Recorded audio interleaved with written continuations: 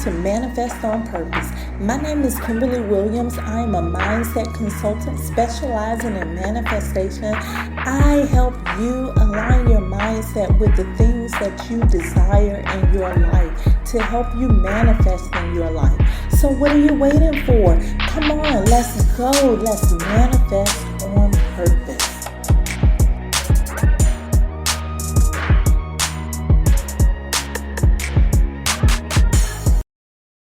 Hello, and welcome. It's Friday. Congratulations, you've made it to the end of the week.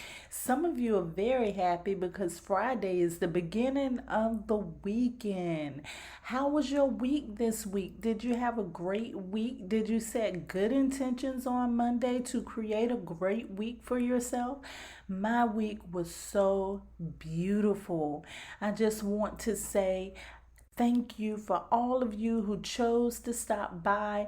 My name is Kimberly Williams. You're listening to the Manifest on Purpose show. I am your host. This is episode number 44. Thank you for those of you who are longtime listeners, those of you who go over to IG, TikTok, Facebook, Twitter, and YouTube at Manifest on Purpose and subscribe. Thank you for that. Thank you for going to the website www.manifestonpurpose.net to subscribe to that. Thank you for leaving your comments. Thank you for asking your questions. You are so valuable to Manifest on Purpose. I wish that I could show you more. I am going to try to show you with the things that I'm teaching you about how to create the life of your desires. But it always starts with gratitude. To forgive and be forgiven is freedom.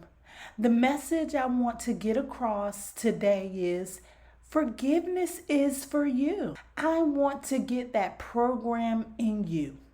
Say it for me right now. Say it for you right now. Say forgiveness is for me. Wow, you just said a mouthful there. Forgiveness is for you. I was supervising someone working one day. This person was doing some cleaning work in a high-profile office. We came across a plant that appeared to be dead. We made it a project to nurse this plant back to health. We began watering the plant and removing dead leaves from the plants. In just a few short months, the plant was flourishing. It did not even look like the same plant anymore. The dead leaves left attached were draining the nutrients from the rest of the plant. There's a saying, one bad apple spoils the bunch. And it's true. I've noticed bags of apple, and one rotten apple will affect the whole bag or every apple that it comes in contact with. This works for other plants too. It works for potatoes. And guess what? It even works for you. If there is any area of unforgiveness in your life, it will affect the rest of you. Say, forgiveness is for me. For you to truly understand that, I would like for you to know what causes unforgiveness. Being unforgiven is an issue of pride, which comes from fear. If you trace back all unforgiveness in your life, you'll see that there are issues of pride there. That's why a lot of people hold on to things for so long, because of their pride. Their ego is getting in the way. Really, what that boils down to is fear, because pride comes from fear. There are two base emotions, love and fear. Either you're in a state of love or either you're in a state of fear. And that's with every area in your life. Look over your life. Look at the areas in your life. Ask yourself, is this an area of love? Or am I dealing with this area in love? Or am I dealing with this area in fear? The opposite of fear is love. When you look at this from another perspective, it's saying that Fear can get you into this mess, but it's going to take love to get you out of it. Say forgiveness is for me. Are you holding on to something? Do you find it difficult to let go of a person or experience? This means that you haven't forgiven. When you say, yes, I have forgiven, but are still angry, you haven't truly forgiven. A lot of people make mistakes with this because some people are under the impression that just because they say, I apologize, I'm sorry, I forgive you, it means that you have forgiven the person or forgiven the experience. The only way that you can truly say that you have really forgiven is when this experience or person no longer bothers you in that manner. When you no longer choose to be aware of what happened. You just let it go. You act like it's never even happened before. That saying, I can forgive you, but I can't forget, it really means that I said I forgive you, but I really don't forgive you. You just don't say it out in that way. Forgiving means that it never ever happened. No problems exist because you've gotten over that. You've moved through that. If you can become aware of any areas in your life that you aren't forgiven in, understand that there is a program, an unforgiveness program playing in your mind. You can correct that by overriding that program. Say forgiveness is for me. It's very much worth it. The same way you can train your mind not to forgive a person, you can also train a mind to forgive a person. Unforgiveness will cause blockage. It will block progression in your life. You can't move forward if you're still hanging on to the past. If you don't forgive someone, the other person may not even care. They feel like it's not even their problem anymore. They move on. But when you hold on to it, you waste your time and you waste your energy. Say forgiveness is for me. Today I have 3 techniques to help you program forgiveness in your mind. The very first one is forgiveness with another person. This is done for people that are in some type of relationship where they can come together and actually do this activity together. This may be a family member, this may be a friend, someone that you're close to, someone that you're basically able to hold hands with, someone that you're basically able to look them in the eyes with.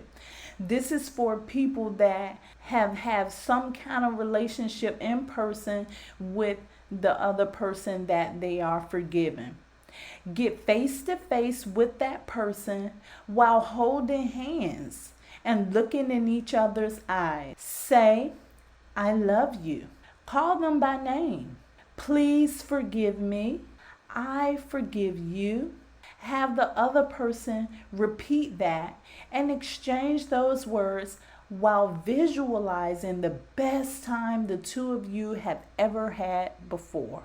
This should be a happy time, one that both of you can agree on, something that both of you enjoyed or shared together. You want to do this activity until the tension releases. Staring in a person's eyes builds trust and creates a connection. There's power in staring in someone's eyes, but please don't do it for too long because I've seen a lot of reading and a lot of articles about 10 minutes or more staring into someone's eyes can cause you to go into an altered state of consciousness.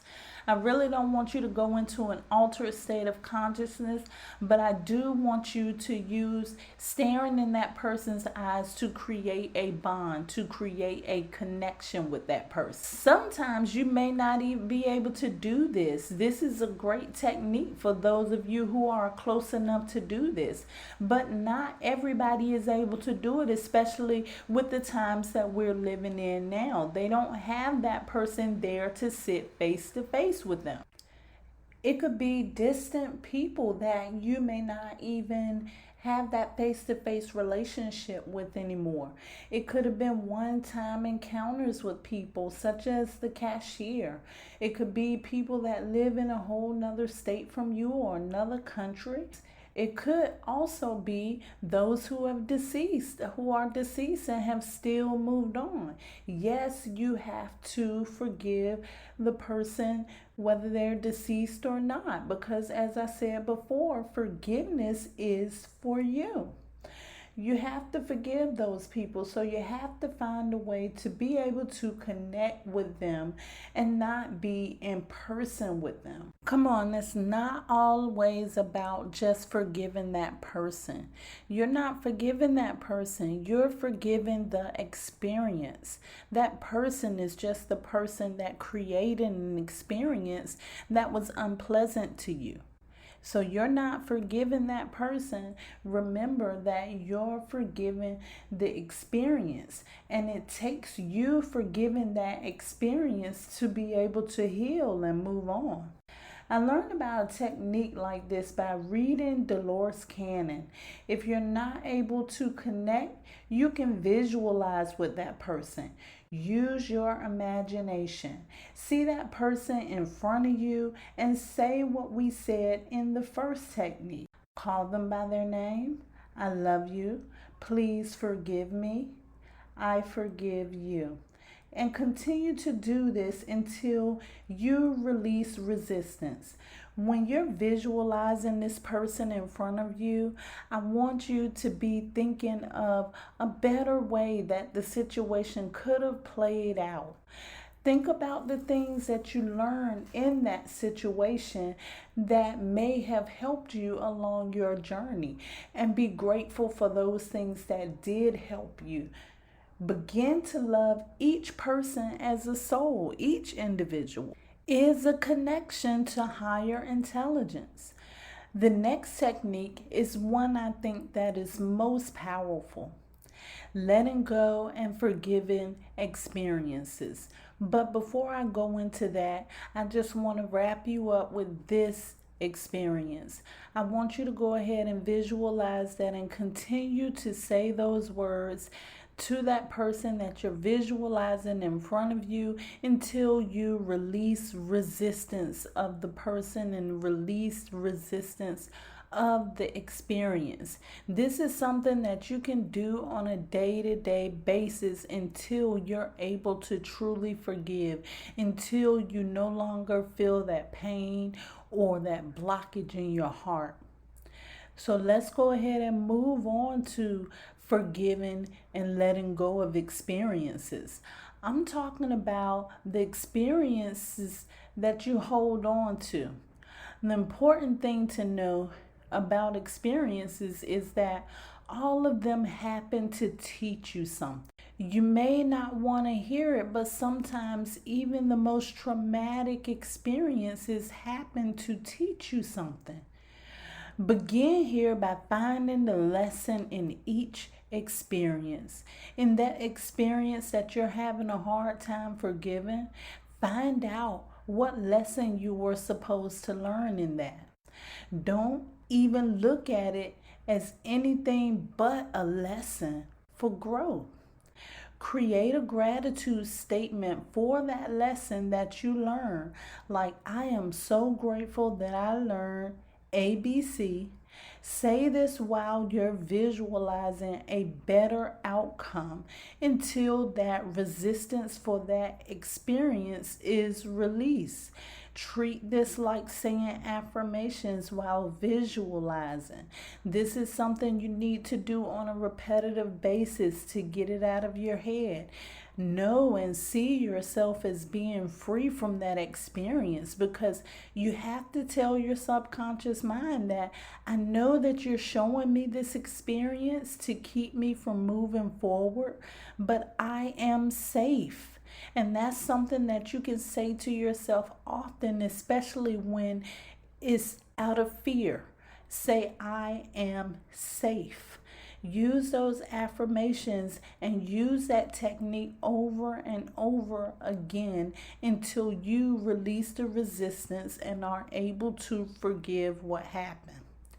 Looking back on that plant, the effort placed in caring for it used, in my opinion, the highest emotion.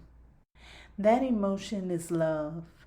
It took love for that plant to want to care for it.